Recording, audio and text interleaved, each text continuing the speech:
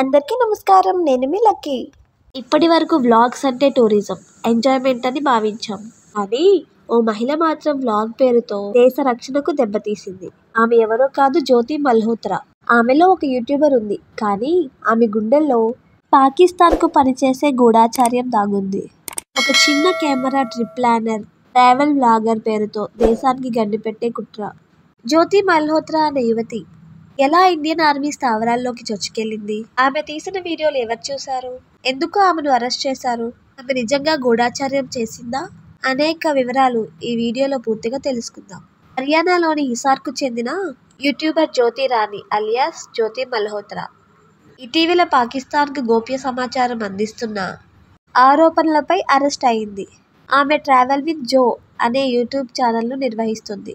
ఇందులో పాకిస్తాన్, భూటాన్, చైనా మొదలైన దేశాల్లో చేసిన ప్రయాణాల వీడియోలు ఉన్నాయి. మధ్యతరగతి కుటుంబం నుంచి వచ్చిన ఆమె మొదట్లో ఒక సాఫ్ట్వేర్ జాబ్ చేసేది. కోవిడ్ సమయంలో జాబ్ పోవడం వలన తన మాటగారితనంతో ప్రముఖ యూట్యూబర్గా పేరుగాంచింది. ఇక జ్యోతి అరెస్ట్ అయిన తర్వాత పోలీసుల ప్రాథమిక విచారణలో జ్యోతి మల్హోత్రా పహల్గామ్ ఉగ్రవాది దాడికి ముందు జ్యోతి ఆ ప్రాంతాన్ని సందర్శించి వీడియోలు తీసినట్లు, ఆ వీడియోలు పాకిస్తాన్ ఐఎస్ఐ అధికారులకు పంపినట్లు అనుమానిస్తున్నారు. అలాగే ఆమె పాకిస్తాన్లోని ఇన్ఫ్లుయెన్సర్లు మరియు ఇతర వ్యక్తులు మరియు పిఐఓలతో పరిచయం ఉన్నట్లు, ఢిల్లీలోని పాక్ హై కమిషన్లో ఉన్న అధికారిని కలిసినట్లు వెల్లడించారు. 2023 వీసా కోసం జ్యోతి పాక్ హై కమిషన్ను సందర్శించినప్పుడు అక్కడ పనిచేసే అధికారిగా ఉన్న డానిష్ అనే వ్యక్తితో పరిచయం ఏర్పరచుకున్నారు. ఆ పరిచయం త్వరలోనే అనుమానాస్పదంగా మారింది. ఆమె పీఓకే వెళ్లిన ప్రతిసారి ఆమెకు విఐపి ట్రీట్మెంట్ కోసం డానిష్ ప్రత్యేకించి ఒక వ్యక్తిని నియమించాడని జ్యోతి వెల్లడించింది. ఇంటెలిజెన్స్ నివేదికల ప్రకారం ఆమె టెలిగ్రామ్, వాట్సాప్, స్నాప్చాట్ తదితర మాధ్యమాలను ఉపయోగించి పాకిస్తాన్ ఇంటెలిజెన్స్ అధికారులతో కమ్యూనికేషన్ కొనసాగించింది. ఈ మాధ్యమాల ద్వారా భారతదేశ భద్రతకు సంబంధించి కొన్ని కీలక సమాచారం షేర్ చేసినట్లుగా విచారణలో బయటపడింది. మన భారత ప్రభుత్వం డానిష్ను మే 13వ తారీఖున దేశం విడిచిపెట్టి పంపించింది. ఆమె కనీసం 2 సార్లు పాకిస్తాన్కు ప్రయాణించిందని, అక్కడ పాకిస్తాన్ ఇంటెలిజెన్స్ అధికారులతో సమావేశం అయింది. ఈ ప్రయాణాలన్నీ ఆమె యూట్యూబ్ ఛానల్లో Indian girl in Pakistan, Indian girl exploring Lahore వంటి వీడియోలుగా ఉన్నాయి.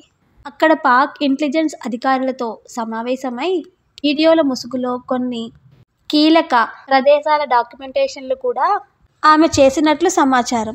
ఈ పర్యటనలు తీరులను, వీడియోల కంటెంట్లను పరిశీలించిన నిపుణులు వాటి వెనుక గూఢ ఉద్దేశాలు ఉన్నట్లు భావిస్తున్నారు. జ్యోతి మల్హోత్రా గత కొన్ని సంవత్సరాలుగా యూట్యూబ్ బ్లాగింగ్ ద్వారా విస్తృతంగా ప్రయాణాలు చేస్తూ, వీడియోలు తీస్తూ, పోస్టులు చేస్తూ వచ్చారు. దేశంలోని వివిధ భద్రతా ప్రాంతాలను ప్రయాణిస్తూ తీసిన వీడియోలు, ఫోటోలు, కంటెంట్లకు విశేష ఆదరణ వచ్చింది. కానీ అంతలోనే ఆమెపై ఆరోపణలు మొదలయ్యాయి. రీసెర్చ్ అండ్ అనాలిసిస్ వింగ్ మరియు ఐబీ ఇంటెలిజెన్స్ బ్యూరో కలిసి చేసిన విచారణలో ఆమె పాకిస్తాన్ ఇంటెలిజెన్స్ ఏజెన్సీ ఐఎస్ఐతో సంబంధాలు ఉన్నట్లు గుర్తించారు. అలాగే ఆమె దేశ రహస్యాలను అందజేస్తుందని ఈ విచారణలో బయటపడింది. ఆమెకు పాక్ అధికారుల నుండి డబ్బులు బదిలీలు జరిగాయని, ఆమె ప్రయాణాల ఖర్చులు కూడా వారు భరించారని అనుమానాలు ఉన్నాయి. భారత భద్రతా సంస్థల సమాచారానికి సంబంధించి మరియు వాటి ప్రదేశాల వీడియోలను తీసి వాటిని పాకిస్తాన్ అధికారులకు పంపడం, డిఫెన్స్ మూవ్మెంట్లు, సైనిక స్థావరాల చుట్టూ ప్రయాణించి వాటిని డాక్యుమెంట్స్ చేయడం, దేశీ నెంబర్లతో తరచూ కమ్యూనికేషన్ జరిపినట్లు పోలీసులు గుర్తించారు మరియు ఆధారాలు లభించాయి. అలానే ఆమె 2023 హైదరాబాద్ను సందర్శించి వందే భారత్ ఎక్స్ప్రెస్ ప్రారంభోత్సవ కార్యక్రమాన్ని కవర్ చేసి వీడియోను తన యూట్యూబ్ ఛానల్లో అప్లోడ్ చేసింది. ఈ పర్యటనకు సంబంధించిన వివరాలు కూడా పోలీసులు పరిశీలిస్తున్నారు. ఇటీవల ఇంటెలిజెన్స్ అధికారులు ఆధారాలతో సహా ఆమెపై కేసు నమోదు చేసి ఢిల్లీలో మే 17వ తారీఖున ఆమెను అరెస్ట్ చేశారు. ఆమె ల్యాప్టాప్, మొబైల్స్ మరియు షేర్ డ్రైవ్లను స్వాధీనం చేసుకున్నారు. వాటిలో ఉన్న సమాచారాన్ని గమనిస్తే దేశ భద్రతకు ముప్పుగా ఉండే ఎన్నో కీలకమైన డాక్యుమెంట్లు ఉన్నట్లు పోలీసులు వెల్లడించారు. మరియు ఆమెపై section 121 waging the war against the state, దేశానికి వ్యతిరేకంగా యుద్ధం చేయడం లేదా చేయడానికి ప్రయత్నించడం, సెక్షన్ 120B క్రిమినల్ కాన్స్పిరసీ, దేశ భద్రతకు వ్యతిరేకంగా కుట్ర చేయడం, సెక్షన్ 123 శత్రువుల యుద్ధయత్నాలకు మద్దతు ఇవ్వడం లేదా ఆ సమాచారాన్ని దాచడం, అలాగే అధికారిక రహస్యాల చట్టం యాక్ట్ 1923, సెక్షన్ 3, సెక్షన్ 5 మరియు information technology act section 66F, cyber terrorism తదితర కేసులు ఆమెపై నమోదయ్యాయి. ఆపరేషన్ సింధూర్లో భాగంగా భారత భద్రతా వర్గాలు నిర్వహించిన విచారణలో జ్యోతి మల్హోత్రాతో పాటు మరో 11 మందిని పోలీసులు అరెస్ట్ చేశారు. వీరిలో కొందరు ప్రభుత్వ రహస్య సమాచారం, సైనిక నిర్మాణాలు, ఇతర సున్నితమైన సమాచారాన్ని వాట్సాప్, సోషల్ మీడియాల ద్వారా ఇంటెలిజెన్స్ అధికారులకు పంపినట్లు తేలింది. ఇందులో ముఖ్యంగా A1గా జ్యోతి మల్హోత్రా ఉన్నారు మరియు ఉజాలా ఈమె ఒక విధంతో. ఈమె వయసు 32 సంవత్సరాలు. ఒక మామూలు గృహిణిగా కనిపించే గుజాలా ISI మాధ్యమంగా భారత్లో రహస్య సమాచారాన్ని పంపించడంలో పాలు పంచుకున్నదన్న ఆరోపణలపై అరెస్ట్ అయింది. వ్యక్తిగత బాధలను, ఆర్థిక అవసరాలను పాకిస్తాన్ ఏజెంట్లు వాడుకున్నారని అధికారులు అనుమానిస్తున్నారు. ఆమెకు విదేశీ బ్యాంక్ అకౌంట్ల నుండి డబ్బులు వచ్చాయని ఆరోపణలున్నాయి. Next person Devender Singh. ఇది చాలా బాధాకర విషయం, ఎందుకంటే ఇతను ఒక విద్యార్థి. ఇతని వయసు 25 సంవత్సరములు. ఇతను హర్యానాకు చెందిన వ్యక్తి. కైదల్ జిల్లాలో పోస్ట్ గ్రాడ్యుయేషన్ చేస్తున్నాడు. ఇతను సాంకేతిక విజ్ఞానాన్ని కలిగి ఉన్న విద్యార్థి. ఇతను టెలికాం మరియు కమ్యూనికేషన్ కు సంబంధించిన సమాచారాన్ని పంపినట్లు సమాచారం. ఇతను సోషల్ మీడియాలో ISI ఏజెంట్లతో పరిచయాలను పెంచుకున్నాడు.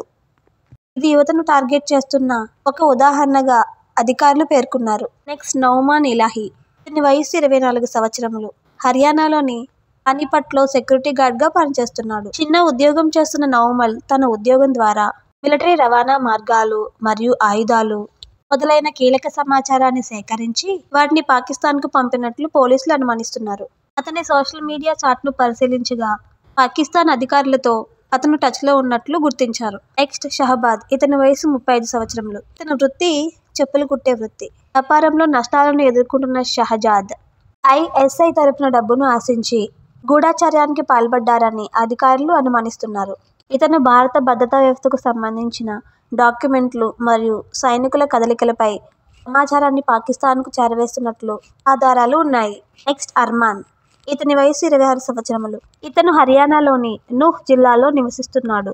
సామాన్య కుటుంబానికి చెందిన అర్మాన్ తక్కువ విద్యతో ఉన్నప్పటికీ సోషల్ మీడియాల ద్వారా ISI ఏజెంట్లను చేరుకున్నాడు. ఇతను ఫోటోలు మరియు భౌగోళిక సమాచారాన్ని పంపినట్లు సమాచారం. ఇతని బ్యాంక్ అకౌంట్లో విదేశీ లావాదేవీలను గుర్తించారు. ముఖ్య గమనిక ఏమిటంటే ఈ అరెస్టులు ఇంకా విచారణలో ఉన్నాయి. వారు దోషులే అని తుది నిర్ణయం కోర్టులే తేల్చాలి.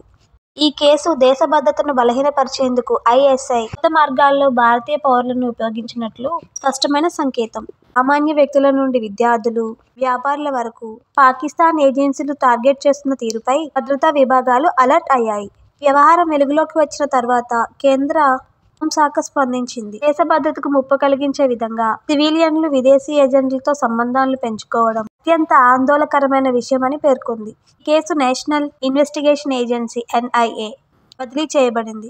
మరింత లోతుగా విచారణ జరుగుతుంది. ఇదే సమయంలో సోషల్ మీడియాలో యాక్టివ్గా ఉండే యువతకు కేంద్రం హెచ్చరికలు జారీ చేసింది. వారితో ఎలా చాటింగ్ చేస్తున్నామో, ఎలాంటి డేటాను షేర్ చేస్తున్నామో అప్రమత్తంగా ఉండాలని సూచించింది. జ్యోతి మల్హోత్రా అరెస్ట్ దేశంలోనే కాదు, విదేశీ మీడియాలో కూడా చర్చనీయాంశమైంది. ఇది యూట్యూబ్, సోషల్ మీడియా వేదికలు ఎంత శక్తివంతమయ్యాయో అలాగే ఎంత ప్రమాదకరమయ్యాయో ఈ సంఘటన చూపిస్తుంది అని నేటి భారత యువత ఆన్లైన్లో చురుగ్గా ఉన్నప్పటికీ సైబర్ భద్రతా నిబంధన పట్ల అవగాహన చాలా అవసరం. ఈ సంఘటన గురించి మీ అభిప్రాయాలను, మీ ఆలోచనలు కమెంట్ రూపంలో పంచుకోండి. అలాగే మరిన్ని వీడియోల కోసం మన ఛానల్ను సబ్స్క్రైబ్ చేయండి. జై హింద్, జై భారత్.